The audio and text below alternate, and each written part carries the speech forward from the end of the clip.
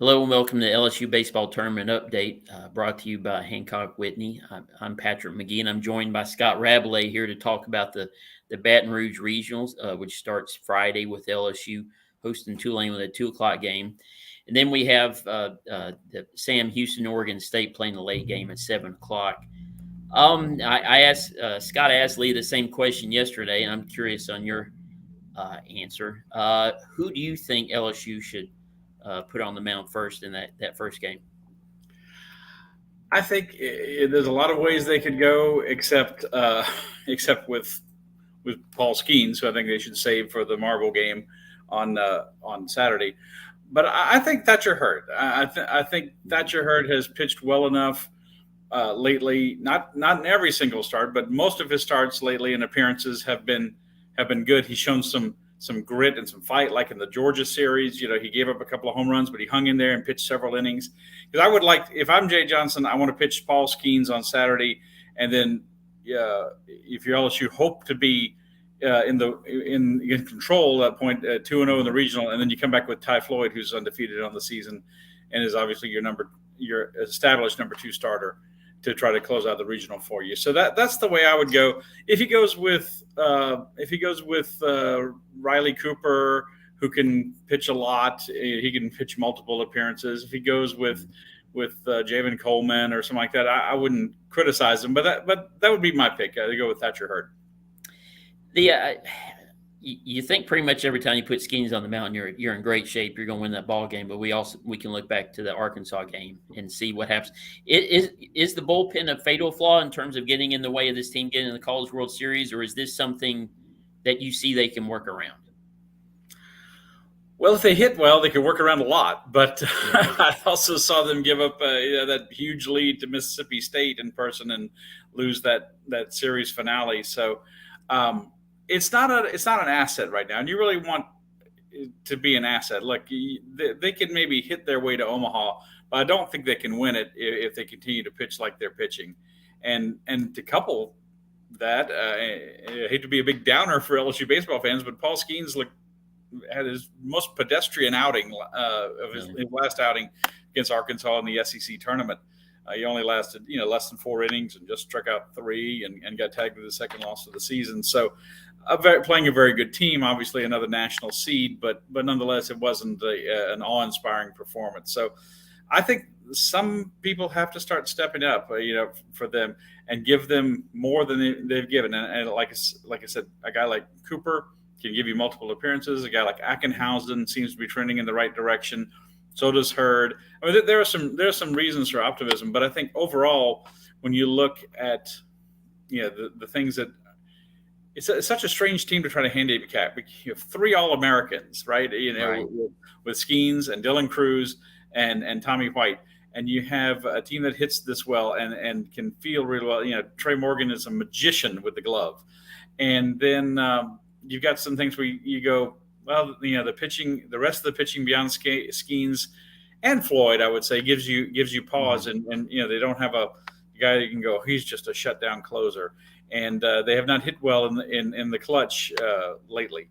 Yeah, they were 3 out of 20 with runners in scoring position, I think, against Texas A&M in the SEC tournament. So things that give you pause and say, LSU's 7-7 in their last 14 games. That's obviously the definition of average.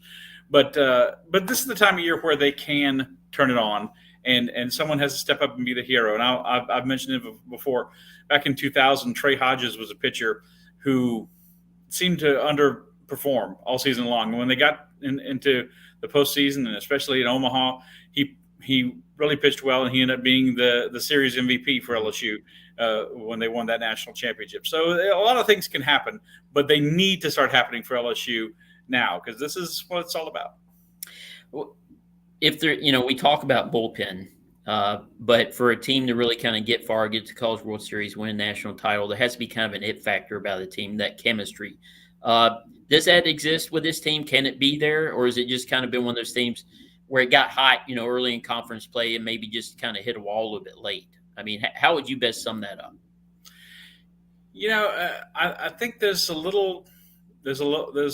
stuff to overcome for LSU, some pressure and some,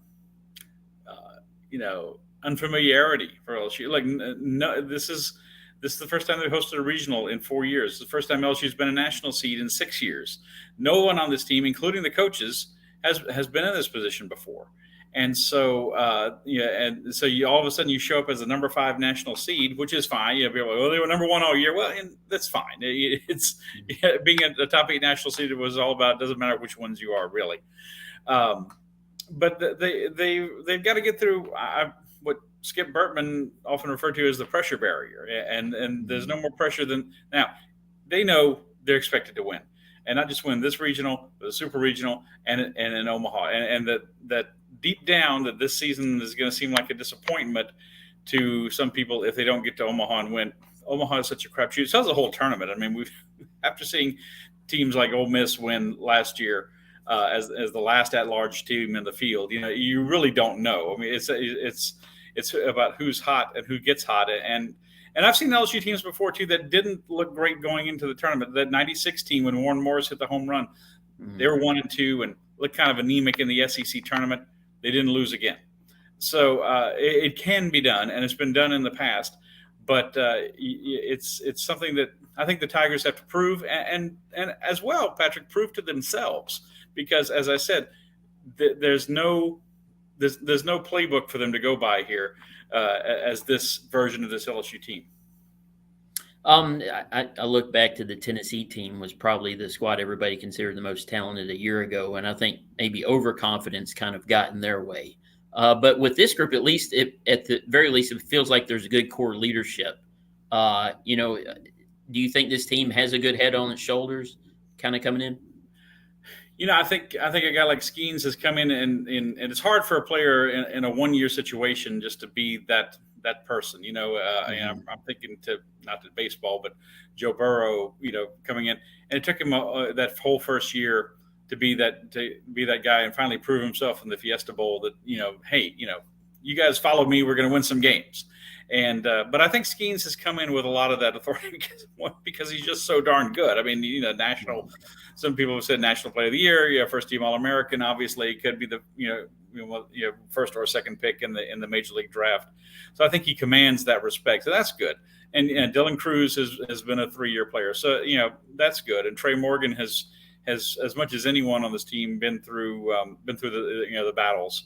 And played a lot of in NCAA tournament games, and so that's good as well. So I think there are definitely players for them to lean on and listen to. I think it's one of the things that makes it difficult in this new era where, of course, baseball's always had a lot of transfers, but you're trying to bring a team together, and only in the second year under Jay Johnson, it's with these kind of expectations, it's tough. It's tough, and you have to find some. But it's not just on the coaches. You have to find players to lean on. But I think a guy like Skeens, who, you hear the stories, and Leah Van's done a good job of writing about some of them, but holding other people accountable and wearing T-shirts with his teammates, for his teammates, their names and faces on them under his jersey and stuff like that. I think that helps. And, it seems like, there's a good chemistry.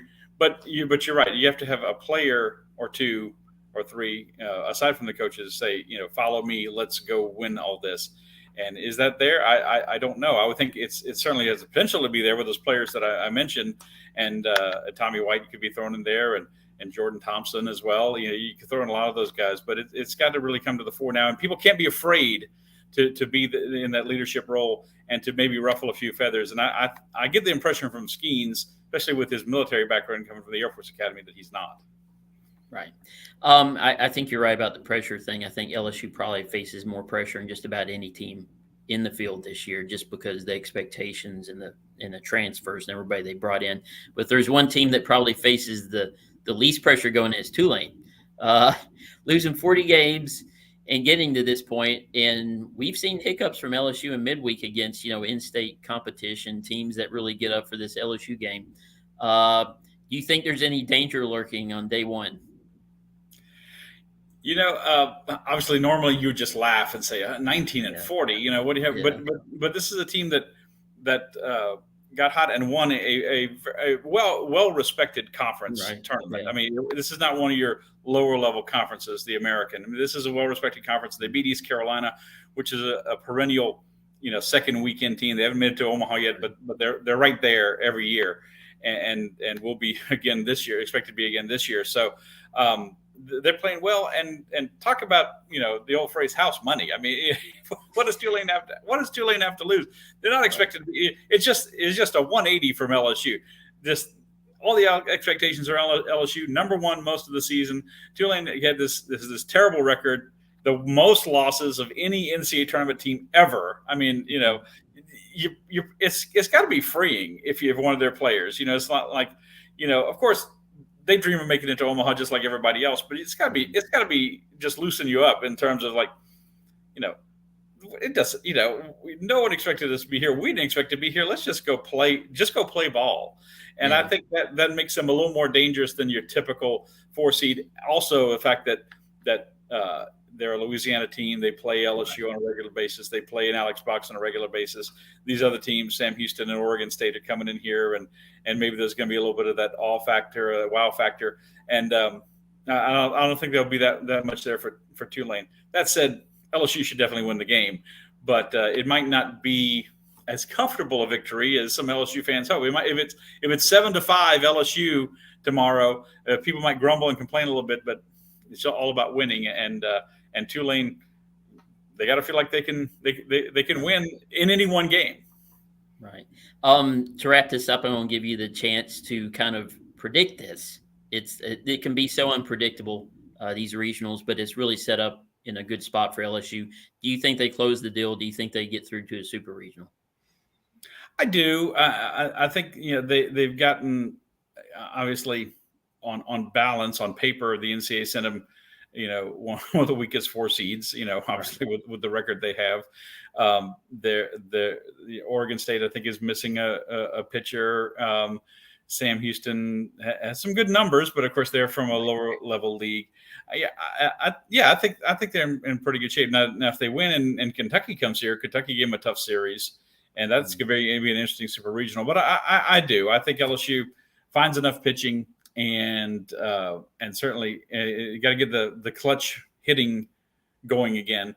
But I think they do both those things and get to the second weekend, and then obviously they're playing at home again, and it just ramps up from there each week. But I think they do. I think they make it through. Yeah, I think you're right. I think all the advantages kind of point towards LSU, and look at Oregon State. They've got good pitching, but they're just not as dominant as they have been in recent years. So I think you're right. But LSU will be playing Tulane at 2:00 on Friday, and a game that a lot of folks in Louisiana will be watching. And we appreciate you watching. This has been the LSU baseball tournament update. We'll be back here next week, sponsored by Hancock Whitney. If LSU advances as expected, we'll be back with more of the LSU baseball tournament update. And we'll see you at the ballpark, Alex Box Stadium,